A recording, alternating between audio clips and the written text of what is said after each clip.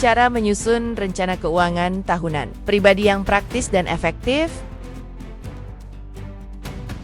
Mengelola keuangan pribadi dengan baik bukanlah sekadar soal mencatat pengeluaran atau menabung. Dibutuhkan perencanaan menyeluruh yang mempertimbangkan pendapatan, pengeluaran, utang, tabungan, hingga tujuan keuangan jangka pendek maupun jangka panjang. Salah satu cara terbaik untuk mencapai kestabilan finansial adalah dengan menyusun rencana keuangan tahunan yang praktis dan efektif. Perencanaan tahunan memberikan gambaran besar terhadap keuangan kita dalam 1 tahun ke depan. Dengan begitu, kita bisa mengambil keputusan yang lebih bijak dalam membelanjakan uang, mengalokasikan dana untuk tabungan, investasi, atau bahkan rekreasi tanpa rasa bersalah. Artikel ini akan membahas secara mendalam cara menyusun rencana keuangan tahunan pribadi yang realistis, terstruktur, dan mudah diterapkan. Titik evaluasi keuangan tahun sebelumnya. Langkah pertama yang penting adalah melihat ke belakang, mengevaluasi keuangan Anda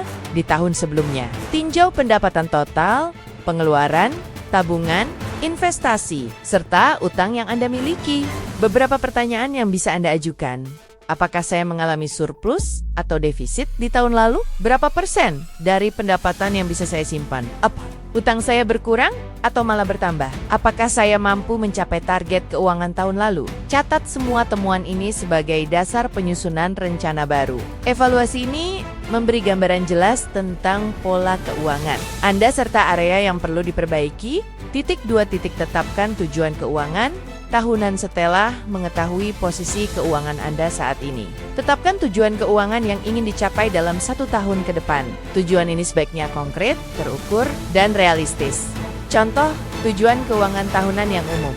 Menabung 20 juta rupiah untuk dana darurat, melunasi utang kartu kredit senilai 10 juta rupiah, menyiapkan dana liburan sebesar 5 juta rupiah, investasi 1 juta rupiah per bulan. Untuk dana pensiun, tuliskan tuan-tuan ini secara jelas, lengkap dengan nominal dan tenggat waktunya. Buat juga peringkat prioritas agar fokus ke tujuan yang paling penting terlebih dahulu. 3. Haitang, pendapatan bersih tahunan. Langkah selanjutnya adalah menghitung total pendapatan bersih Anda selama 1 tahun. Pendapatan bersih adalah jumlah penghasilan setelah dikurangi pajak dan potongan wajib lainnya. Sumber pendapatan bisa meliputi gaji tetap, bulanan penghasilan tambahan freelance, bisnis sampingan, bonus, tunjangan, atau sependapatan pasif sewa, dividen, dan lain-lain. Jumlahkan semua sumber pendapatan tersebut dan dapatkan angka total. Sebagai dasar anggaran tahunan Anda, 4. Kategorikan dan estimasikan pengeluaran tahunan. Setelah mengetahui pendapatan, kini saatnya membuat estimasi pengeluaran untuk setahun. Pengeluaran ini bisa dibagi ke dalam 2 jenis, pengeluaran tetap dan pengeluaran variabel. Contoh pengeluaran tetap, cicilan rumah atau kendaraan sewa rumah, iuran, asuransi biaya sekolah anak. Contoh pengeluaran variabel, makanan dan belanja, harian, transportasi, hiburan, kebutuhan. Mendadak gunakan data tahun sebelumnya atau catatan selama beberapa bulan terakhir untuk memperkirakan besarnya pengeluaran. Jangan lupa sisipkan juga pos untuk pengeluaran tak terduga. 5. Bangen. Dana darurat. Dana darurat adalah fondasi keuangan yang sehat. Jika Anda belum memilikinya, jadikan ini prioritas utama. Idealnya, dana darurat minimal sebesar 3-6 bulan pengeluaran pokok. Langkah membangun dana darurat, sisihkan sebagian dari pendapatan bulanan. Secara rutin gunakan rekening terpisah agar tidak tercampur dengan dana harian. Hindari penggunaan dana ini kecuali dalam keadaan mendesak. Dengan dana darurat yang memadai, Anda tidak perlu panik saat terjadi musibah mendadak seperti kehilangan pekerjaan, biaya rumah sakit, atau kerusakan kendaraan. 6. Lunasi dan kendalikan utang jika Anda memiliki utang, terutama utang konsumtif seperti kartu kredit. Jadikan pelunasan sebagai salah satu prioritas utama dalam rencana keuangan tahunan. Tips mengelola utang, susun daftar semua utang beserta bunga dan tenor lunasi utang dengan bunga tertinggi. Terlebih dahulu metode avalanche atau lunasi utang dengan nominal terkecil. Dulu, metode snowball. Untuk motivasi, hindari menambah utang baru kecuali banner-banner produktif utang yang terkendali. akan membuka ruang keuangan yang lebih besar di masa depan. 7.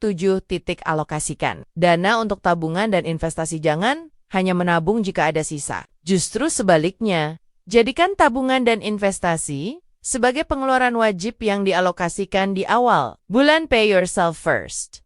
Beberapa opsi tabungan dan investasi. Rekening tabungan reguler untuk jangka pendek, deposito untuk keamanan dengan bunga tetap, reksadana, saham, atau emas untuk investasi jangka panjang, dana pensiun pribadi, DPLK atau lainnya. Pastikan instrumen yang dipilih sesuai dengan tujuan keuangan. Profil risiko dan jangka waktu. 8. Sisihkan dana untuk gaya hidup dan rekreasi. Rencana keuangan yang sehat juga harus manusiawi. Artinya, beri ruang untuk kebutuhan rekreasi dan gaya hidup tanpa merasa bersalah. Anda bisa menyisihkan 5-10 dari pendapatan untuk liburan, hobi, atau belanja personal. Hal ini penting agar Anda tidak merasa terlalu terkekang oleh aturan keuangan dan tetap semangat menjalani perencanaan keuangan yang telah disusun. 9. Gunakan tools atau aplikasi keuangan. Kini banyak aplikasi dan tools keuangan yang bisa membantu Anda menyusun dan memantau rencana keuangan tahunan, seperti spreadsheets Excel atau Google Sheets fleksibel untuk anggaran dan perencanaan. Aplikasi keuangan pribadi, seperti Money Lover, Dompetku, Finansialku, aplikasi perbankan. Banyak bank kini menyediakan fitur budgeting dan tabungan otomatis. Gunakan teknologi untuk mempermudah proses pelacakan, sehingga Anda bisa mengetahui kapan harus menyesuaikan pengeluaran atau memperbaiki strategi. 10. Lakukan review secara berkala. Perencanaan tahunan bukan berarti bersifat kaku. Lakukan evaluasi setiap 3 atau 6 bulan untuk melihat apakah Anda berada di jalur yang benar. Jika terjadi perubahan pendapatan, kebutuhan baru, atau kondisi mendesak, sesuaikan rencana Anda. Review berkala ini juga memberi ruang refleksi untuk merayakan keberhasilan kecil atau memperbaiki kesalahan finansial. Sebelum terlambat. 1. Libatkan keluarga dalam perencanaan. Jika Anda sudah berkeluarga, penting untuk melibatkan pasangan atau anggota keluarga lain dalam proses perencanaan. Diskusikan bersama prioritas, tujuan, dan strategi pengelolaan keuangan.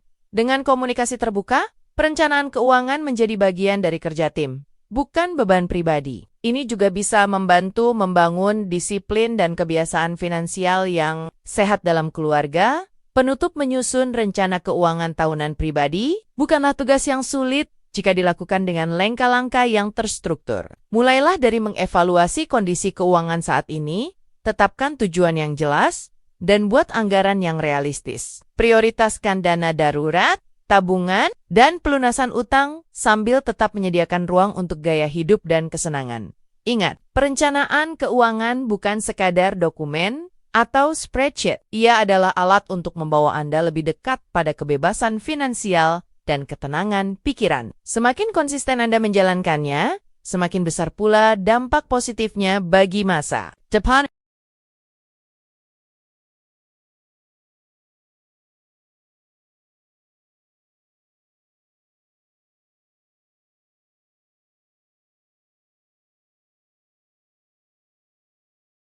Terima kasih sudah nonton. Jangan lupa like, subscribe, dan share ya.